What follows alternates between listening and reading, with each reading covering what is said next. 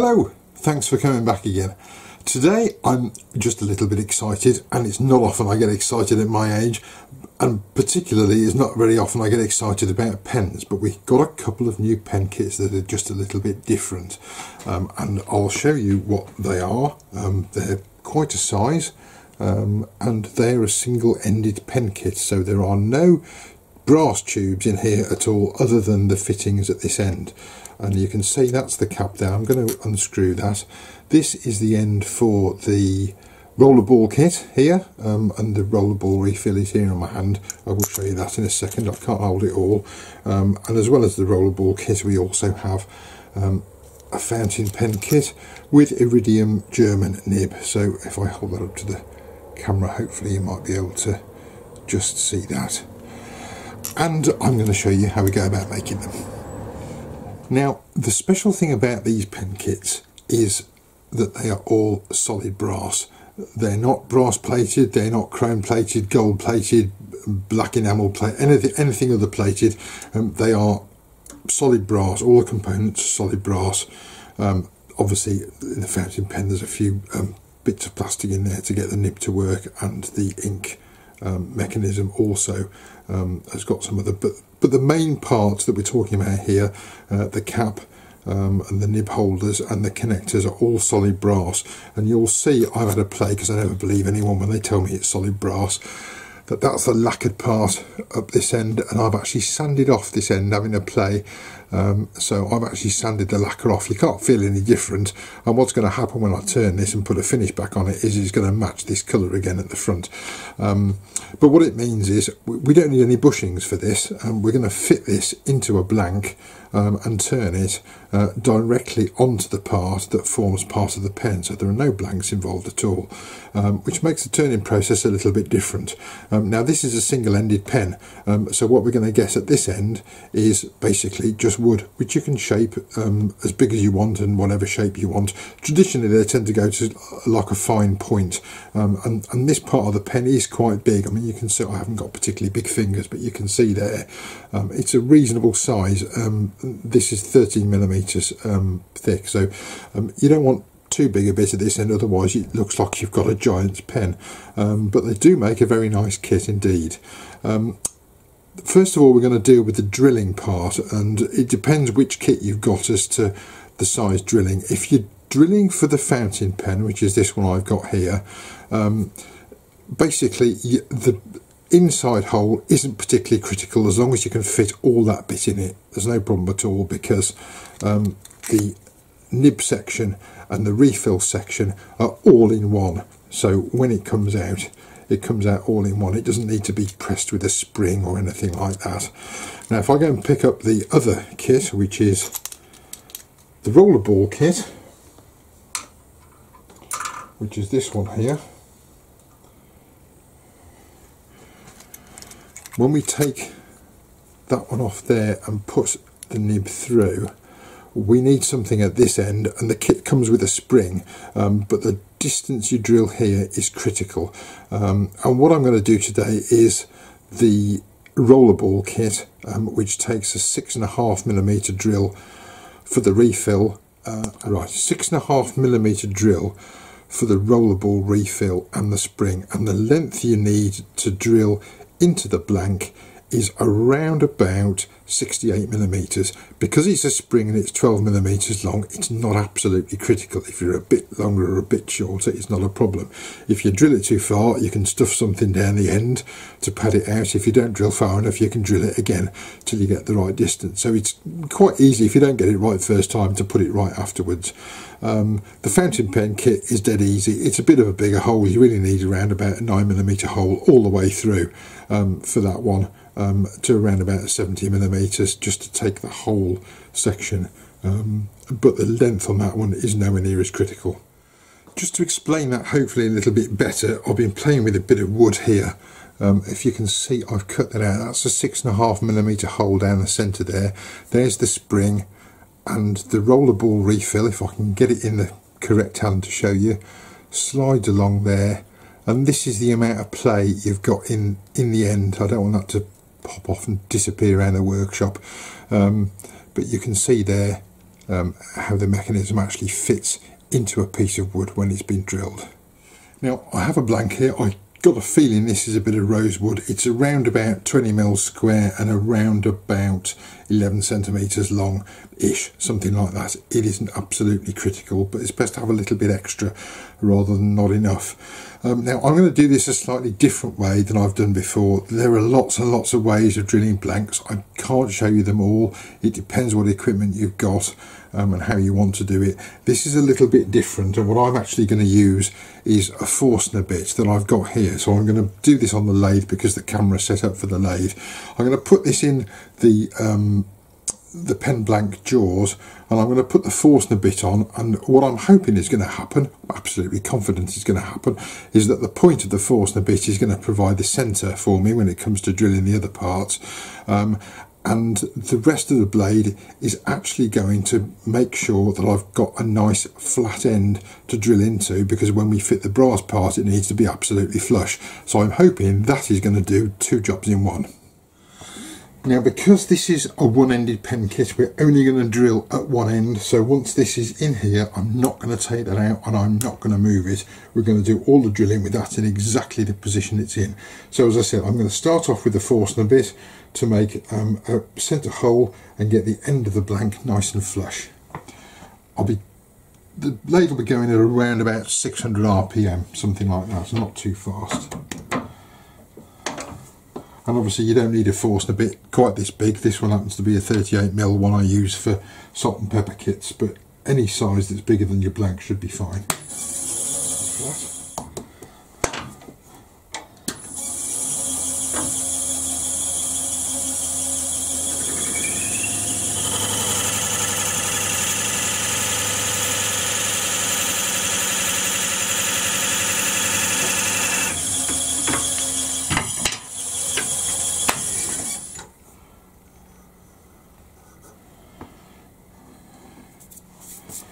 And there we have a centre point and a nice flat end to connect our brass parts when it comes to it. The next hole we're going to drill is a 6.5mm hole. 6.5mm is the correct diameter to put the refill in.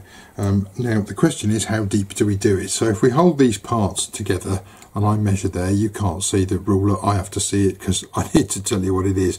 It's actually 62mm long there up to the end of the refill, but remember we've also got a spring, and the spring is 12mm long, so I really recommend going about half the distance of the spring. So we've got 62mm and another 6mm, which is half the length of the spring. That's 68mm.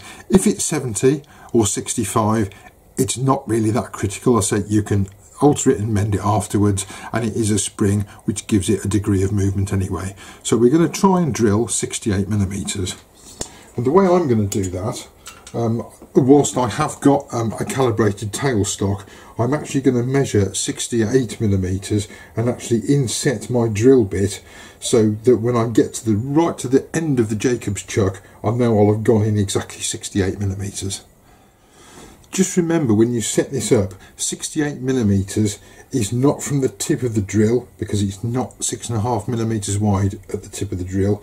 From where the drill is 6.5mm wide, its widest point at this end, right up to the end of the Jacob's chuck, 68mm, that's going to give me the right length. So we'll now carry on and drill that.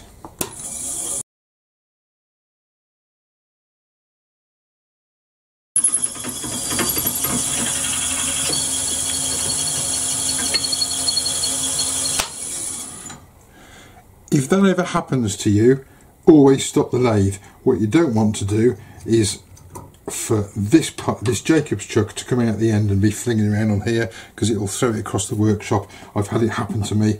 Not a nice experience. It does happen if the hole isn't completely flat. And what's happened is I haven't cleaned the flute out quite enough on there, and it's got jammed inside because I'm actually drilling. If I hold that up there, I'm actually drilling just a little bit past the flute. So it really helps to clear this out regularly, because when it gets to this end where there's no flute, you need somewhere for all the swarf and wood shavings to actually go inside the drill bit. Only for a couple of seconds, but that's all it takes to make this jam and then come out of the tailstock. So there's a little tip for you, just beware of that. It's potentially very painful. And I'm just going to check that we can indeed fit the refill down there. It doesn't look like it goes in very far because there's quite a large brass section at this end, remember. The next job we have to do is drill for the brass fitting, and the correct size drill for this part is 9mm, and this section here is 16mm long, so we need a 9mm hole in here, 16mm long, to take this part, the brass connector part, in the nib end. Obviously if you go slightly over 16mm it doesn't matter, but you need at least 16mm, so I'm going to drill that hole out now.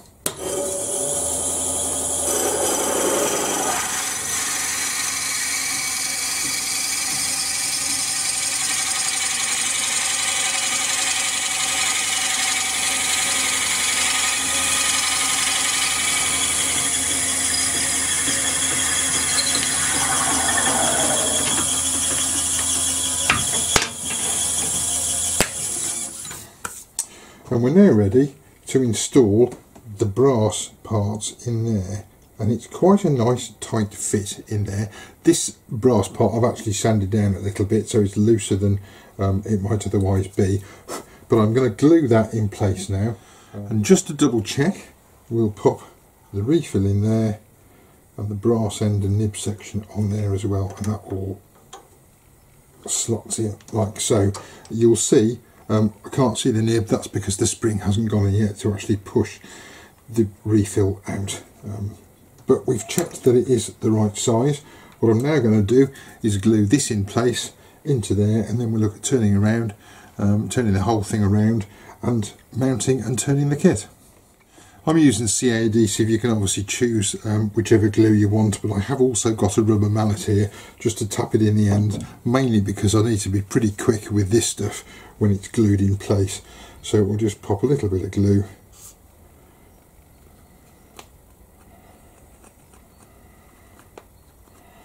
on the end. Now, as I'm saying, this is my way of doing it. There are probably other ways, and you might want to try turning this before you fit the brass section, but this is the way that that I do it. So I'll put that in there and just give it a gentle tap in there. Or just get the activator just to set that off and leave it a few minutes to make sure it's well and truly glued. Okay, so what I've got now is my enormous great big blank with a brass part stuck on here. Now this is the point where there are lots of different ways of doing it. It very much depends on your equipment, but what I try and do in my videos is not use anything special or weird, or have you sharpen bits of mandrels to get a point to stick this down and put it on a mandrel. What I'm going to use is a chuck and tailstock, and that is it. Now if I hold that up to the camera, you will see the brass thread on there, and you will see, unlike most brass threads that you will find on self-tapping screws, the threads on here are actually flat, and because they're flat, what that means is I can put it in the chuck, I can get it relatively tight, not mega tight, but tight enough to hold so it doesn't slip, because you don't want it slipping, and the chuck will actually grip that. No jaws in the chuck at all, just the plain chuck exactly as it is. We are going to be working quite close to here, so mind your fingers, although as I said there are no jaws on here, so there's not too much to actually hurt yourself on here, but obviously always be fairly careful. And I'm going to just pop that in there.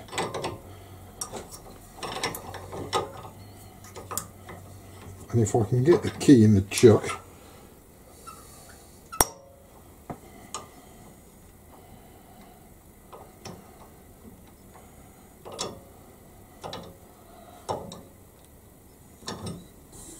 there we go. So that is now ready to turn. I'm going to bring up the tailstock for some support, and we're then going to look at the distance that we're going to turn down to. But first of all, I'm just going to turn it roughly round.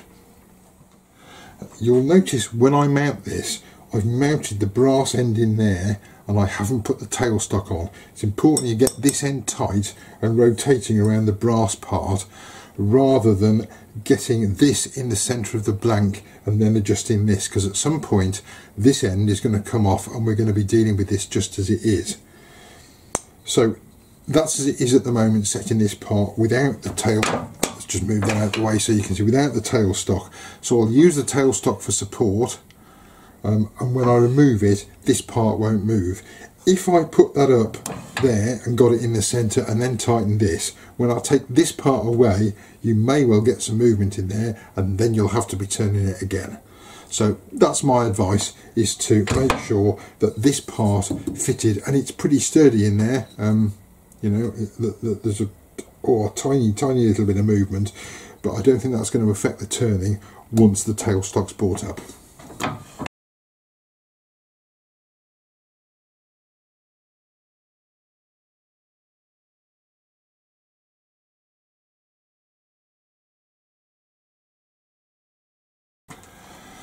So we've got the tool rest set up here, and this is the point where you need to get the tool rest level, and mine isn't quite in the right place, because we're actually going to put a little mark on there now.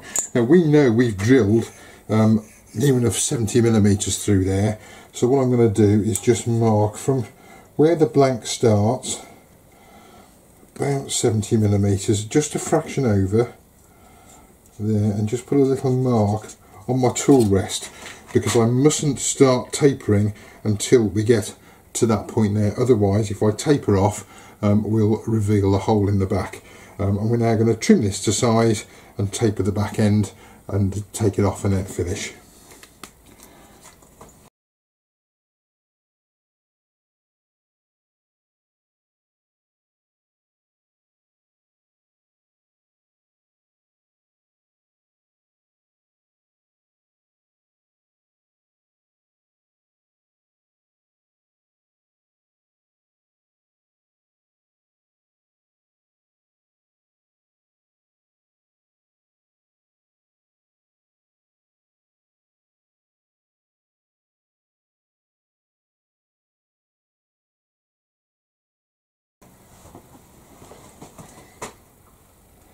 An assembly, when you find all the parts that you've got spread all over the workshop like me, is fairly straightforward.